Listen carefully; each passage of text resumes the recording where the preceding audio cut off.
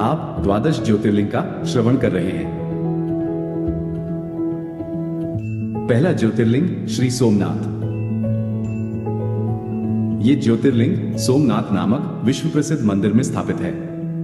यह मंदिर गुजरात प्रांत के काठियावाड़ क्षेत्र में समुद्र के किनारे स्थित है।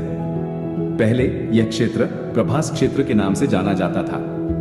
यहीं भगवान श्री कृष्ण ने जरा नामक व्याध के बाण को निमित्त बनाकर अपनी लीला का संवरण किया था। यहाँ के ज्योतिर्लिंग की कथा पुराणों में इस प्रकार दी हुई है। दक्ष प्रजापति की 27 कन्याएं थी। उन सभी का विवाह चंद्र देवता के साथ हुआ था, किंतु चंद्रमा का समस्त अनुराग उनमें से केवल रोहिणी के प्रति ही रहता था। उनके इस कार्य से दक्ष प्रजापति की अन्य कन्याओं को बहुत कष्ट रहता था। उन्होंने अपनी यह व्यथा कथा अपने पिता को सुनाई। दक्ष प्रजापति ने इसके लिए चंद्रदेव को बहुत प्रकार से समझाया, किंतु रोहिणी के वशीभूत उनके हृदय पर इसका कोई प्रभाव नहीं पड़ा। अंततः दक्ष ने क्रुद्ध होकर उन्हें क्षयी हो जाने का शाप दे दिया। इस शाप के कारण चंद्रदेव तत्काल क्षयग्रस्त हो गए। उनके क्षयग्रस्त होते ही पृथ्वी पर सुधा शीतलता वर्षण का उनका सारा कार्य रुक गया। चारों ओर त्राही त्राही मच गई। चंद्रमा भी बहुत दुखी और चिंतित थे।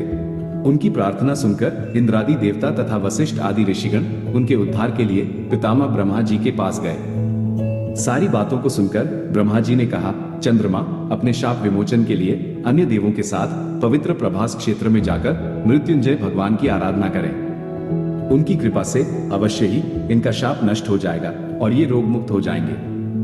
उनके कथनानुसार चंद्रदेव ने मृत्युंजय भगवान की आराधना का सारा कार्य पूरा किया। उन्होंने घोर तपस्या करते हुए 10 करोड़ मृत्युंजय मंत्र का जप किया।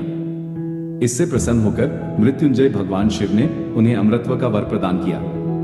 उन्होंने कहा, चंद्रदेव तुम शोक न करो, मेरे वर से तुम्हारा शापमोचन तो होगा ही, साथ ही साथ प्रजापति दक्ष के वचनों की रक्षा भी हो जाएगी। कृष्ण पक्ष में प्रतिदिन तुम्हारी एक एक कला क्षीण होगी, किंतु पुनः शुक्ल पक्ष में उसी क्रम से तुम्हारी एक एक कला बढ़ जाया करेगी। इस प्रकार प्रत्येक पूर्णिमा को तुम्हें पूर्ण चंद्रत्व प्राप्त होता रहेगा। चंद्रमा को मिलने वाले पितामह ब्रह्मा जी के इस वरदान से सारे लोगों के प्राणी प्रसन्न हो उठे। सुधाकर चंद्रदेव पुनः 10 दिशाओं में सुधा वर्षण का कार्य पूर्ववत करने लगे। शाप मुक्त होकर चंद्रदेव ने अन्य देवताओं के साथ मिलकर मृत्युंजय भगवान से प्रार्थना की कि आप माता पार्वती जी के साथ सदा के लिए प्राणियों के उद्धारार्थ यहाँ निवास करें। भगवान शिव उनकी इस प्रार्थना को स्वीकार करके ज्योतिर्लिंग के रूप में माता पार्वती जी के साथ तभी से यहाँ रहने लगे। पावन प्रभास क्षेत्र में स्थित इस सोमनाथ ज्योतिर्लिंग की महिमा महाभारत, श्रीमद् भागवत तथा स्कंद पुराण आदि में विस्तार से बताई गई है। चंद्रमा का एक नाम सोम भी है। उन्होंने भगवान शिव को ही अपना नाथ स्वामी मानकर यहाँ तपस्या की थी। अतः इस ज्योतिर्लिंग को सोमनाथ कहा जाता है। इसके दर्शन, पूजन, आराधन से भक्तों के जन्म जन्मांतर के सारे पातक और दुष्कृत्य विनष्ट हो जाते हैं। वे भगवान शिव और माता पार्वती की अक्षय कृपा का पात्र बन जाते हैं। मोक्ष का मार्ग उनके लिए सहज ही सुलभ हो जाता है। उनके लौकिक पारलौकिक सारे कृत्य स्वयमेव अनायास सफल हो जाते हैं।